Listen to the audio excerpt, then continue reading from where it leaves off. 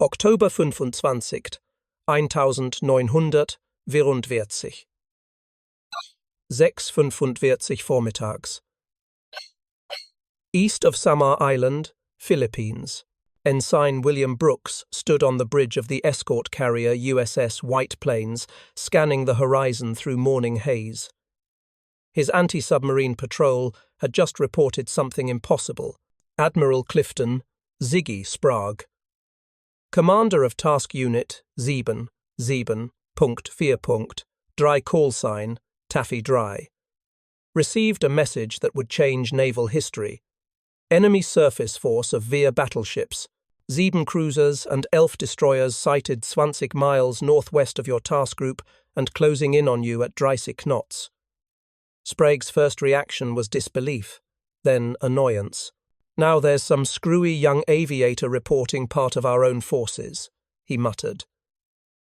The enemy ships were probably just Admiral Halsey's fast battleships. He ordered the pilot to check identification again. 3 minutes later, confirmation came back. Identification of enemy force confirmed. Ships have pagoda masts. Pagoda masts. Japanese battleships. Within moments, massive geysers of water erupted around Taffy Dry's ships. Coloured dye, red, yellow, green, marked where Japanese shells landed, each battleship using different colours to spot its own salvos. The shells were enormous. Some created water columns over 100 feet high. Vice Admiral Takeo Kurita's centre force had just stumbled onto the most vulnerable target in the Pacific. 6 escort carriers, basically cargo ships with flight decks welded on top, protected by only 3 destroyers and 4 destroyer escorts. No ship in Taffy Dry had a gun larger than 5 inches.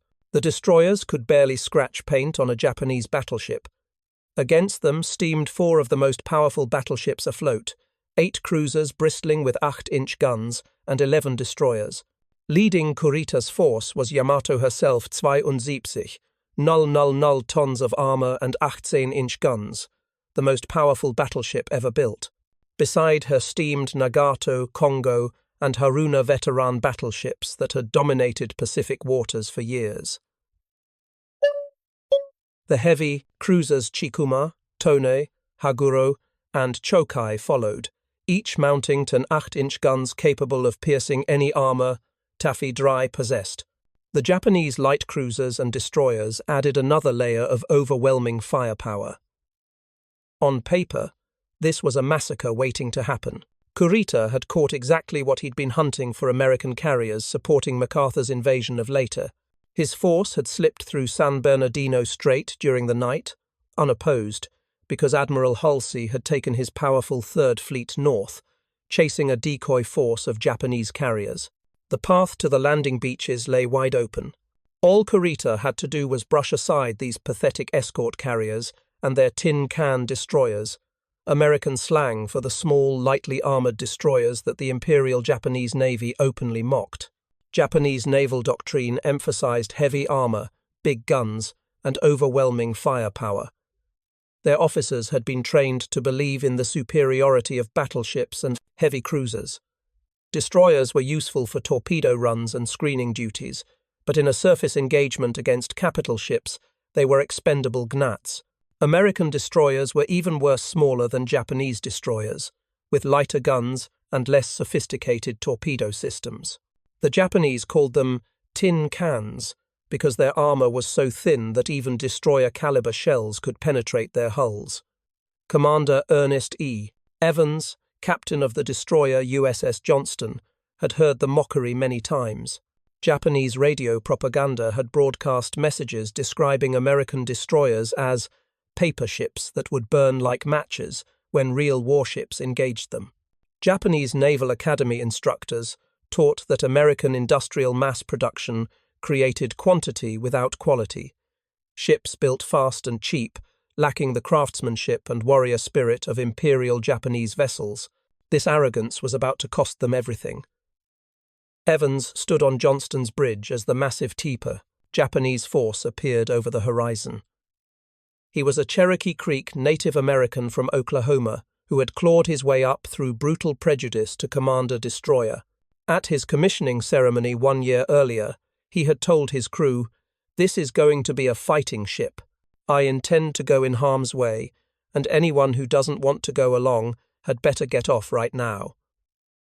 Now, harm's way had found them. Through his binoculars, Evans could see the distinctive pagoda superstructures of Japanese battleships.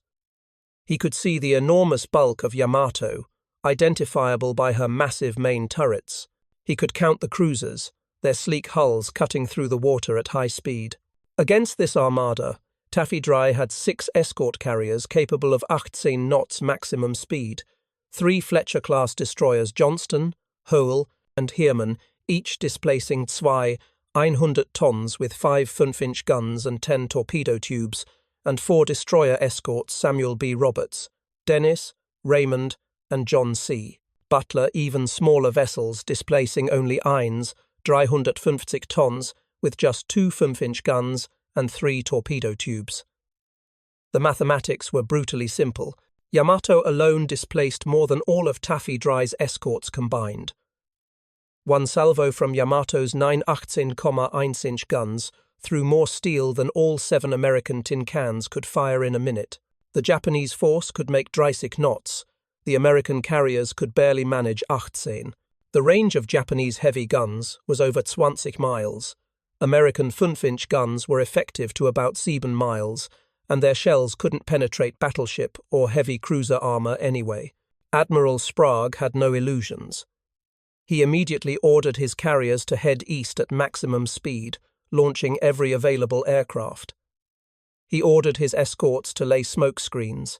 Within minutes, thick black and white smoke poured from the destroyers' funnels, creating a curtain between the carriers and their pursuers. But everyone knew smoke wouldn't save them. The Japanese would simply go around it or wait for it to clear. This should have been the end of Taffy Dry. Historical precedent said so. Naval tactics said so. Basic mathematics said so. The Japanese had successfully executed similar attacks before. In the Dutch East Indies in 1942, Japanese heavy cruisers had annihilated Allied destroyer screens and massacred slower vessels. At the Battle of Savo Island in 1942, Japanese cruisers had caught American cruisers by surprise and sunk 4 of them in less than an hour. Japanese naval gunnery was excellent, their crews were experienced, and their doctrine emphasized aggressive surface action. What happened next violated every principle of conventional naval warfare. At 6:57 vormittags, without waiting for orders, Commander Evans turned USS Johnston directly toward the Japanese fleet and ordered full speed ahead. He charged straight at 4 battleships and 8 cruisers, 1 destroyer, 100 tons, attacking a force that outweighed it by more than 100 to 1. "Commence. Firing on the cruiser to port," Evans ordered. "All ahead flank. Prepare for torpedo attack." Johnston's crew thought their captain had lost his mind. Japanese shells were landing all around them, creating enormous geysers of colored water. Each splash represented a shell that weighed as much as a small car, traveling faster than sound. A single hit from a battleship shell would obliterate Johnston. But Evans wasn't insane. He was calculating. He understood something the Japanese didn't. In their arrogance, in their absolute certainty of superiority, they had made themselves vulnerable to the one thing they never expected. An American destroyer so aggressive, so reckless, so willing to close to point-blank range that their calculations would collapse. Johnston raced toward the Japanese cruiser Kumano at 35 knots, zigzagging through shell splashes. Evans steered toward the water spouts, believing that lightning doesn't strike twice.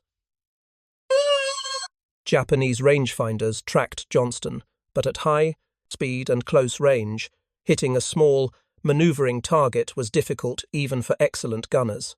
At Seine, null yards close enough that Kumano's guns could barely depress, low enough to target Johnston Evans' ordered torpedo launch. 10 Mark 15 torpedoes leaped from their tubes, spreading into a fan pattern. Johnston then began firing her 5 5-inch guns as fast as the crews could load them. The shells were too small to penetrate Kumano's armor, but they could damage her superstructure, destroy rangefinders, kill exposed crew members, and distract her gunners. Kumano's captain, seeing torpedoes running toward his ship, ordered emergency maneuvers. The heavy cruiser turned hard, trying to comb the tracks turned parallel to the torpedoes to present the smallest target. But Johnston had launched from close range. At least 2 torpedoes struck Kumano's bow. The massive explosions tore away the entire front section of the ship. Kumano's bow disintegrated, flooding forward compartments, destroying her forward turrets, and reducing her speed to less than 15 knots. Johnston had just crippled a Dreizehn, 000-ton heavy cruiser. But the price was immediate and terrible. As Johnston pulled away from her torpedo run, battleship Yamato's forward turrets tracked her. At 17 Vormittags, 3 18-inch shells from Yamato's main battery arrived. The first shell struck Johnston's bridge, penetrating the thin armor and exploding inside. The blast killed several officers and wounded Commander Evans, shrapnel tearing through his left hand and face. The second shell struck the engineering spaces, destroying one boiler and damaging another. The third shell struck aft, wrecking the steering gear. Johnston shuddered from the impacts. Her speed dropped from 35 knots to 17. Smoke poured from her wounds. Commander Evans, bleeding from multiple wounds, refused medical treatment. He moved command to the aft steering station and continued fighting. Behind Johnston, the other destroyers of Taffy dry-charged into the fray. USS Hole and USS Heermann followed Johnston's example, racing toward the Japanese line to make torpedo attacks. The 4 destroyer escorts Samuel B. Roberts, Dennis, Raymond, and John C. Butler, ships even smaller and more lightly armed than the destroyers, joined the charge. Lieutenant Commander Robert W. Copeland, captain of the destroyer Escort Samuel B. Roberts, addressed his crew over the ship's intercom. A large Japanese fleet has been contacted. They are 15 miles away and headed in our direction. They are believed to have 4 battleships, 8 cruisers, and a number of destroyers. This will be a fight against overwhelming odds from which survival cannot be expected. We will do what damage we can. The crew of the Sammy B, as they called their ship, cheered. 7 American tin cans ships the Japanese had mocked as weak, poorly built, unworthy of serious combat, turned toward an armada that outweighed them 100-1 and charged. Charged not because they thought they would survive. They charged because their carriers needed time to escape, because American soldiers on Leyte needed protection, because their duty demanded it. The Japanese lookouts watched in disbelief. This wasn't how inferior forces behaved. Inferior forces ran. They scattered. They died without resisting. They didn't charge directly at battleships. This aggressive behavior, this suicidal courage, suggested these weren't the weak tin cans Japanese intelligence had described. These ships fought like heavy cruisers. The Japanese began to suspect they had encountered not escort carriers protected by destroyers, but fleet carriers protected by heavy cruisers. This misidentification would prove catastrophic. As the 7 American ships closed range, every Japanese vessel opened fire. The ocean erupted in colored geysers, red, yellow, green, purple, as different ships marked their fall of shot. Shells weighing hundreds of pounds screamed through the air. The noise was overwhelming. The smell of cordite mixed with the acrid smoke from the smoke generators. Splinters from near misses whistled through the air, killing exposed crew members, and the American destroyers kept coming. They closed to ranges where Japanese naval doctrine said destroyers couldn't survive.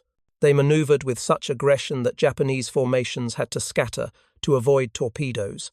They fired their small guns with such intensity that Japanese rangefinders were damaged, gunners were killed, and bridge personnel dove for cover. This wasn't warfare as the Imperial Japanese Navy understood it. This was something else entirely. This was 7 ships deciding that if they were going to die, they would die fighting, and they would drag as many Japanese ships to the bottom as they possibly could. The Battle off Samar had begun, and the myth of Japanese battleship supremacy was about to die in the waters east of the Philippines, killed by tin cans that refused to behave like tin cans. The Japanese had mocked American destroyers as weak. They were about to learn that in warfare, courage can compensate for a lot of steel. The ocean between Taffy Dry and the Japanese center force became hell on water. USS Hoel, under Commander Leon Kintberger, charged through a curtain of Japanese shellfire at 17 Vormittags. Like Johnston before her, Hoel raced directly toward the Japanese battleships, intent on launching torpedoes before the Japanese could close with the vulnerable escort carriers. Colored shell splashes erupted around Hoel, yellow from Congo, green from Haruna, purple from the cruiser Haguro. Each splash represented a shell weighing hundreds of pounds, capable of tearing a destroyer in half. At 8,000 yards, Hoel launched her first torpedo salvo 5 Mark 15 torpedoes aimed at the battleship Congo. Then she turned, presenting her stern tubes, and launched 5 more torpedoes at the heavy cruisers. The torpedoes raced through the water at 46 knots, their wakes clearly visible on the calm morning sea. Congo turned to avoid, disrupting her firing solution on the carriers. The Japanese battleship captain couldn't ignore torpedoes, no matter how small the ship that launched them. That moment of disruption was exactly what Commander Kintberger wanted. Every second the Japanese spent evading torpedoes was a second the carriers used to escape. But Hoel's aggressive attack brought immediate retaliation. At 18 Vormittags, an 8-inch shell from the cruiser Haguro struck Hoel's bridge, killing most of the personnel there and wounding Commander Kintberger. Another shell struck the engineering spaces, flooding compartments and reducing speed. Then the battleships found the range. Over the next 20 minutes, Hoel absorbed more than 40 hits from Japanese shells, ranging from 5-inch to 14-inch. A 14-inch shell from Congo struck Hoel's forward engine room. The massive explosion killed everyone inside and destroyed the machinery. Hoel's and speed dropped to 17 knots. Another shell destroyed her forward gun mount, killing the entire crew. A third shell penetrated the after magazine, causing flooding that pulled Hoel's stern down until her fantail was nearly underwater. At 38 Vormittags, with fires burning throughout the ship, her engines destroyed, and her hull torn open in multiple places, Commander Kintberger ordered Hoel abandoned. The crew went into the water as Japanese shells continued to fall around them.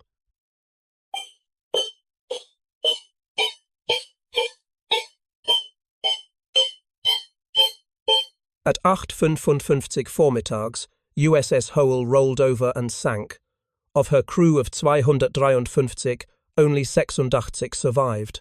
But Hoel's sacrifice bought precious time.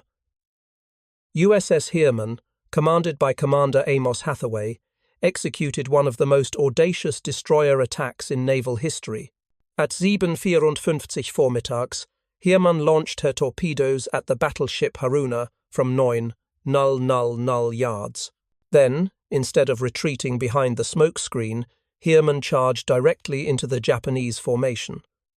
What happened next violated every tactical manual ever written. Heermann steered between Japanese battleships and cruisers, so close that the big ships couldn't depress their main guns low enough to fire at her. At one point, Heermann passed within 400 yards of the battleship Haruna point-blank range in naval terms. Heermann's 5-inch guns fired as fast as the crews could load them, pumping shells into Haruna's superstructure. The shells couldn't penetrate the battleship's heavy armor, but they destroyed rangefinders, killed exposed crew members, and damaged fire control equipment. Japanese gunners on Haruna and the nearby cruisers fired everything they had at Heermann, but at extremely close range, fire control solutions failed. Heermann was too close, moving too fast, turning too sharply. Japanese shells repeatedly straddled Heermann, landing on both sides of the ship, but most missed. Those that connected were glancing blows that caused damage but didn't slow the destroyer. Heermann then engaged the heavy cruiser Chikuma in a gun duel that should have been suicide. Chikuma displaced 13,000 tons, mounted 10 8-inch guns, and had armor designed to resist 6-inch shells. Heermann displaced 2,100 tons, mounted 5 5-inch guns, and had armor that could barely stop machine gun fire. In any rational engagement, Chikuma would destroy Heermann in minutes. Instead, Heermann fought Chikuma to a standstill. At ranges varying between 7,000 and 10,000 yards, Heermann and Chikuma exchanged salvos for nearly an hour. Heermann's gun crews worked like machines, maintaining a rate of fire so intense that Chikuma's superstructure was repeatedly hit. Japanese fire control equipment was destroyed, rangefinders were wrecked, officers on the bridge were killed by shell fragments. Meanwhile, Heermann zigzagged constantly, making herself a difficult target. When she took hits, damage control parties immediately sealed the breaches and continued fighting. A series of 8-inch hits flooded Heermann's forward compartments, pulling her bow down so far that her anchors dragged in the water. But her guns kept firing. Her aftergun mount continued pumping out shells at maximum rate, the crew manually cranking the powerless mount into position and hand-loading shells when electrical power failed. Aircraft from Taffy Dry's carriers joined the attack on Chikuma. TBM Avenger torpedo bombers dropped torpedoes. Fear F Wildcat fighters strafed the cruiser's deck with 50 caliber machine guns. Dive bombers dropped 500-pound bombs. The combined effect of Heermann's guns and the aircraft attacks was devastating. Chikuma's fire control was wrecked. Her secondary armament was destroyed. Fires broke out throughout the ship. At approximately 9 vormittags, severely damaged and unable to continue combat, Chikuma broke off and turned away. She would sink later that day from accumulated damage. Heermann had driven off a heavy cruiser 8 times her size. Meanwhile, USS Johnston continued fighting despite catastrophic damage. With one engine destroyed and her bridge wrecked, Commander Evans commanded from the fantail, shouting orders through a sound-powered phone to men who turned the rudder by hand. Johnston had expended all her torpedoes in her initial attack on Kumano, but her guns kept firing. At 8:20 vormittags, Johnston engaged a column of Japanese destroyers, attempting to launch torpedoes at the American carriers. Despite being outgunned and outnumbered, Johnston charged the Japanese destroyers, firing at point-blank range. Her 5-inch guns raked the lead destroyer, starting fires and causing visible damage. The Japanese destroyer column hesitated, then turned away. Johnston had bluffed an entire Japanese destroyer division into retreating. At 8:50 vormittags, Johnston noticed the escort carrier Gambier Bay under concentrated fire from Japanese cruisers. Gambier Bay was slow barely 18 knots and couldn't escape. Japanese shells were landing all around her. Commander Evans, watching from Johnston's battered fantail, made a decision. He ordered Johnston to interpose herself between Gambier Bay and the Japanese cruisers. "Commence firing on those cruisers," Evans shouted. "Draw their fire away from Gambier Bay." Johnston's remaining guns opened fire on the heavy cruiser Tone. The small shells couldn't penetrate Tone's armor, but they got the cruiser's attention. Tone turned her main battery toward Johnston. For several crucial minutes, Japanese shells that should have been hitting Gambier Bay were instead falling around Johnston. But Johnston was dying. Japanese cruisers concentrated their fire on the limping destroyer. At 9 vormittags, shells from multiple ships struck Johnston simultaneously. Her remaining engine was destroyed. Her last operational gun was knocked out. Fires burned throughout the ship. The hull was holed in dozens of places. At 9:45 vormittags, with Johnston dead in the water and sinking, Commander Evans gave the order to abandon ship. As the crew went into the water, Evans remained aboard, last seen on the fantail. At 10 vormittags, USS Johnston capsized and sank. Commander Evans went down with his ship. As Johnston sank, something remarkable happened. The Japanese destroyer Yukikaze passed close to Johnston's survivors, The Japanese crew, recognizing the incredible courage Johnston had displayed, rendered honors officers and men standing at attention, saluting the sinking American destroyer. Even in the midst of battle, the Japanese recognized they had just witnessed something extraordinary. The smallest ship in Taffy Dry's screen, the destroyer escort USS Samuel B. Roberts, provided the most unlikely heroics of all, displacing only 350 tons, armed with just 2 5-inch guns and 3 torpedo tubes. The Sammy B was smaller than some Japanese destroyers. Her captain, Lieutenant Commander Robert W. Copeland, was only 29 years old. Many of his crew were teenagers on their first combat deployment. At 8:30 vormittags, Samuel B. Roberts launched her 3 torpedoes at the heavy cruiser Chokai from via 000 yards. Torpedo struck, causing massive damage to Chokai's engine rooms and flooding compartments. Chokai slowed dramatically and eventually had to be scuttled. Then, Samuel B. Roberts did something no destroyer escort was ever designed to do. She closed to point-blank range with Japanese heavy cruisers and fought a gun battle.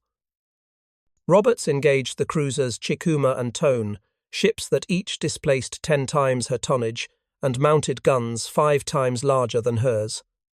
Her gun crews worked like demons. The forward 5-inch gun crew fired so fast the gun barrel overheated. They had to slow their rate of fire to let it cool. The aft 5-inch gun crew kept firing even when electrical power failed, manually cranking the mount into position and hand-loading shells.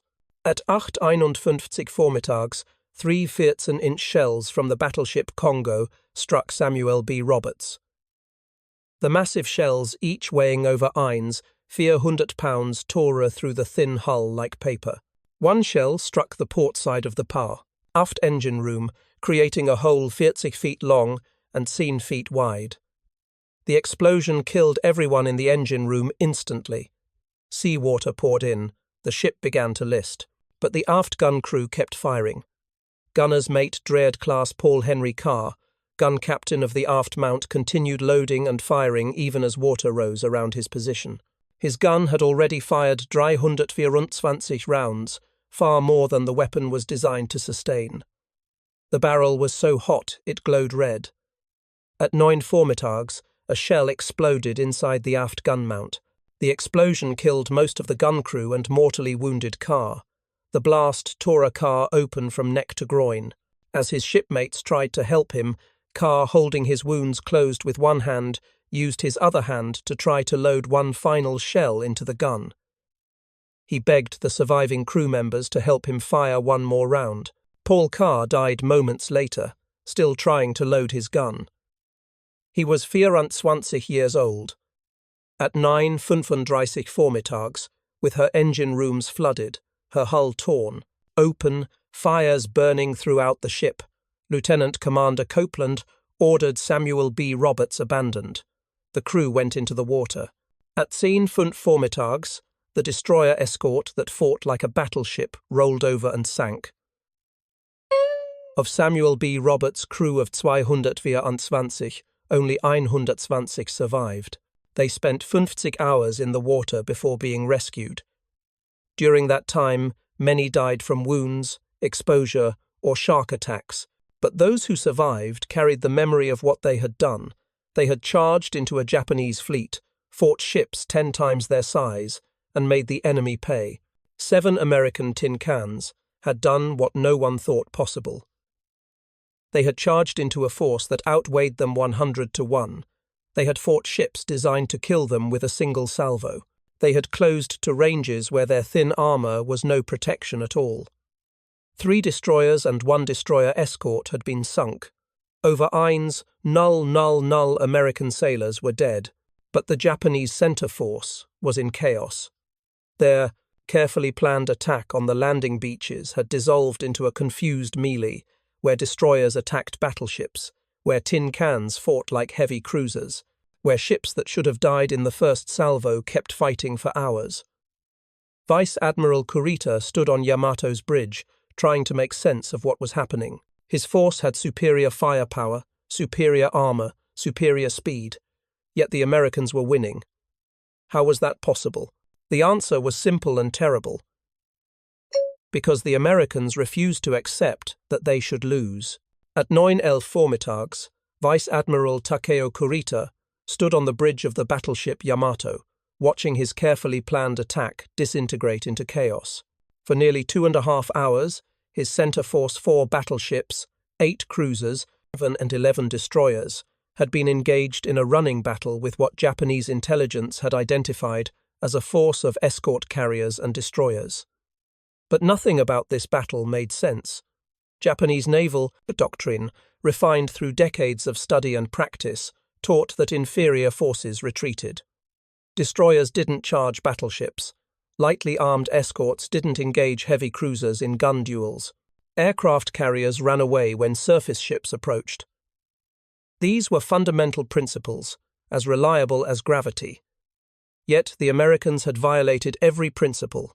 Their destroyers had charged directly at his battleships, closing to ranges where their survival should have been impossible. Their destroyer escorts vessels, the Imperial Japanese Navy, didn't even classify as warships had fought like heavy cruisers. Their aircraft, which should have been supporting ground forces on late, had mounted wave after wave of attacks, disrupting his formations and damaging his ships. Kurita's force had paid a terrible price for underestimating their enemy. Heavy cruiser Kumano, struck by torpedoes from USS Johnston in the battle's opening minutes, had her entire bow blown off. She was limping, westward, at reduced speed, out of the fight. Heavy cruiser Chokai, torpedoed by the destroyer escort Samuel B. Roberts, was dead in the water with her engine rooms flooded. Fires burned throughout the ship. Heavy cruiser Chikuma, savaged by gun and air attacks, was so badly damaged she would sink within hours. Heavy cruiser Suzuya had taken multiple bomb hits and was listing heavily. 4 of his 8 cruisers were effectively out of action. His destroyer squadrons had been disrupted and scattered. His battleships, which should have been annihilating escort carriers by now, had spent the entire battle dodging torpedoes and fighting destroyers. And the American carriers, his primary targets, had escaped. Through gaps in the smokescreen, Kurita could see the escort carriers fleeing to the south. They were still within range, still vulnerable, but his force was no longer in position to pursue effectively. His ships had been scattered across miles of ocean, chasing individual targets, disrupting their formation. To reform and resume the pursuit would take time he might not have. But what troubled Kurita most was uncertainty. Throughout the battle, his ships had reported engaging heavy cruisers and fleet carriers. His lookouts had identified vessels far larger and more powerful than what they were actually fighting. This suggested the Americans had reinforcements nearby, possibly Halsey's fast battleships and fleet carriers. If Kurita pressed his attack and Halsey's 3rd Fleet appeared, his force would be trapped between 2 enemy formations and annihilated. The aggressive defense mounted by the American tin cans had convinced Kurita he was fighting the vanguard of a much larger force. No rational commander would commit destroyers and destroyer escorts to a suicidal attack unless heavy reinforcements were close behind. The ferocity of the American defense suggested desperation to buy time for fleet carriers and battleships to arrive. At 9:11 vormittags, Kurita received a report that American aircraft had been sighted to the north, possibly from fleet carriers. Another report indicated submarine contacts. A 3rd report suggested American cruisers were approaching from the east. None of these reports were accurate. The aircraft were from Taffy Dry's escort carriers. There were no submarines, there were no cruisers. But Kurita didn't know that. He had to make decisions based on incomplete information, and everything suggested he was sailing into a trap. Kurita's own experiences reinforced his caution. Just 2 days earlier, on October 24th, American carrier aircraft had subjected his force to devastating attacks in the Sibuyan Sea. He had watched his sister ship Musashi Yamato's twin, one of the most powerful battleships ever built, absorb 17 bomb hits and 19 torpedo hits before capsizing and sinking. Over 1,000 men had died with Musashi. The lesson was clear. No ship, however powerful, could survive concentrated air attack. If American fleet carriers were nearby, they could do to his entire force what they had done to Musashi. Yamato, Nagato, Kongo, Haruna, all the battleships that represented Japanese naval power could be sunk in a matter of hours if American carrier aircraft caught them in open water. At 9:20 vormittags, Kurita made his decision. He ordered his force to break off the attack and withdraw northward. The order shocked his subordinate commanders. They were winning. The American carriers were still within reach. Japanese shells had already sunk the escort carrier Gambia Bay. With another hour of pursuit, they could sink all 6 carriers and clear the path to Leyte's landing beaches. But Kurita's order stood. The center force turned away. On the American ships, disbelief turned to jubilation. The Japanese were retreating. The most powerful surface fleet, Japan could assemble a force that included the battleship Yamato, symbol of Japanese naval supremacy, was turning away from 6 escort carriers and the remnants of 7 tin cans. Rear Admiral Clifton Sprague, commander of Taffy Dry, watched through binoculars as the Japanese ships withdrew. He would later write, "The failure of the enemy to completely wipe out all vessels of this task unit can be attributed to our successful smokescreen, our torpedo counterattack, continuous harassment of enemy by bomb, torpedo and strafing air attacks, timely maneuvers, and the definite partiality of Almighty God." Fleet Admiral Chester Nimitz would later describe Taffy Dry's survival as nothing short of special dispensation from the Lord Almighty. But divine intervention wasn't the only explanation.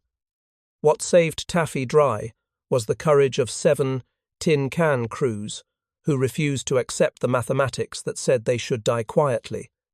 They charged when they should have fled. They fought when they should have surrendered. They kept attacking when they should have been sinking. The cost had been terrible. USS Johnston, USS Hole, USS Samuel B. Roberts sunk. USS Heermann badly damaged but afloat. USS Dennis damaged and withdrawing. USS Raymond damaged but operational. USS John C. Butler relatively undamaged but had expended all her ammunition. Over Eins. Null American sailors were dead or dying. The escort carrier Gambia Bay had been sunk by Japanese gunfire, the only American aircraft carrier ever sunk by surface gunfire. The escort carrier St. Lo would be sunk by kamikaze attack later that same day, bringing Taffy Dry's losses to 2 carriers, 2 destroyers, 1 destroyer escort, and more than Eins null men. But the Japanese had lost far more than ships and men. They had lost something intangible but crucial, the psychological advantage of superiority. The Imperial Japanese Navy had built its doctrine around the assumption that Japanese ships, Japanese training, and Japanese warrior spirit were superior to anything the Americans could field. Battleships, like Yamato, were supposed to be invincible. Heavy cruisers were supposed to dominate anything smaller. Numbers and tonnage were supposed to determine outcomes. The Battle of Samar shattered those assumptions. 7 American tin cans ships the Japanese had mocked as inferior had not only survived contact with a vastly superior force, but had inflicted serious damage and driven that force away. The psychological impact was devastating. After October 25, 1944, Japanese naval commanders approached every engagement with American forces with increased caution. The aggressiveness that had characterized Japanese naval operations in 1941 and 1942 was gone, replaced by defensive thinking and fear of American audacity. When American task forces approached Japanese positions, Japanese commanders worried about traps and ambushes. They remembered how 7 tin cans had turned a certain massacre into a Japanese retreat. The tactical implications were equally significant. American destroyer doctrine, already emphasizing aggressive torpedo attacks, became even more aggressive after Samar. Destroyer captains throughout the Pacific Fleet learned that closing to point-blank range with superior forces wasn't suicide, it was effective. The Japanese advantages in range and firepower diminished dramatically at close quarters, where small ships could maneuver faster than big ships could train their guns. For the Japanese, the Battle off Samar demonstrated the futility of their battleship-centered doctrine. Yamato had been present at Samar, had fired her massive 18-inch guns at American destroyers, had damaged USS Johnston with direct hits, and then had been forced to retreat. The most powerful battleship ever built had been driven off by destroyers and destroyer escorts. If Yamato couldn't defeat 7 tin cans, what good was she? The answer, as Japanese naval planners were beginning to realize, was that she wasn't good for much of anything. Battleships required enormous resources to build and operate. They consumed fuel oil at prodigious rates. They needed large crews. They were vulnerable to air attack and submarine attack. And when they actually engaged surface targets, as at Samar, they could be neutralized by aggressive destroyer tactics. 5 months after Samar, Yamato would sortie on her final mission Operation Tengo, the one-way voyage to Okinawa. She would be sunk by American carrier aircraft without ever engaging an American surface ship. The super battleship that should have dominated the Pacific would end her life, demonstrating that the age of the battleship was over. But at Samar, the lesson was already clear. 7 tin cans had defeated the doctrine of battleship supremacy. They had proven that courage, aggressiveness, and tactical boldness could overcome overwhelming material superiority. They had shown that in naval warfare, the side that refuses to accept defeat often doesn't suffer it. The survivors of Taffy Dry spent the next 50 hours in the water, waiting for rescue. Those who survived over 200 men from the sunken ships told stories of incredible courage. They described Commander Ernest Evans directing fire from Johnston's fantail while bleeding from multiple wounds.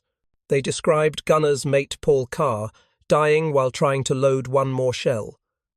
They described Lieutenant Commander Robert Copeland calmly conning Samuel B. Roberts through a forest of Japanese shell splashes, his voice never rising, his orders clear and precise. They described ordinary sailors, teenagers, many of them performing extraordinary acts, engine room crews staying at their posts when torpedoes struck, knowing they would drown. Gun crews continuing to fire when electrical power failed, manually operating weapons designed to be power-assisted. Damage control parties sealing breaches while under fire, knowing that stopping flooding might save the ship, but wouldn't save them. The awards reflected the scale of the heroism. Commander Ernest Evans received the Medal of Honor. Posthumously, the first Native American in the U.S. Navy to receive the decoration. Taffy Dry received the Presidential Unit Citation. The citation read in part, "For extraordinary heroism in action against powerful units of the Japanese fleet. The gallant ships of the task unit waged battle fiercely against the superior speed and firepower of the advancing enemy. 2 of the unit's valiant destroyers and 1 destroyer escort charged the battleships point-blank, and, expending their last torpedoes in desperate defense of the entire group, went down under the enemy's heavy shells as a climax to 2.5 hours of sustained and furious combat. The Battle off Samar became legend in the U.S. Navy. Destroyer sailors used it as proof that their ships, though small, could take on anything afloat if they had the courage.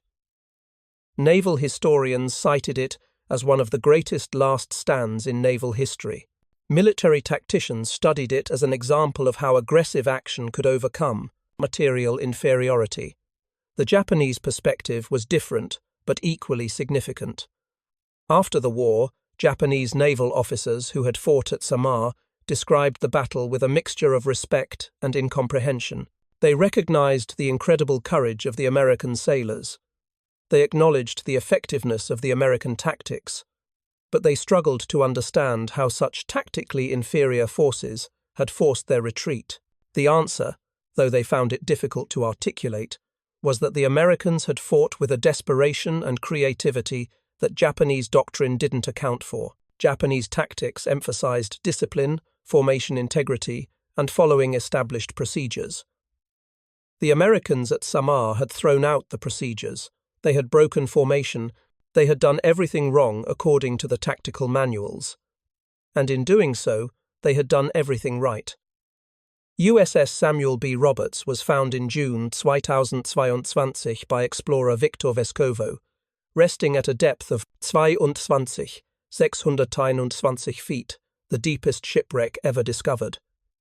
USS Johnston was found in 2019 at 21,180 feet, the second deepest shipwreck ever found. Both ships rest in Philippine waters, protected as war graves. The Ines, null men who died with them remain with their ships. The Battle of Samar lasted less than 3 hours. In that brief span, 7 American tin cans ships Japan had mocked, as weak proved that in warfare, courage and determination can overcome any material advantage. They charged into a force that should have annihilated them. They fought ships designed to kill them. They paid a terrible price. But they won. And the Japanese battleship era died with them in the waters off Samar, killed by tin cans that refused to behave like tin cans.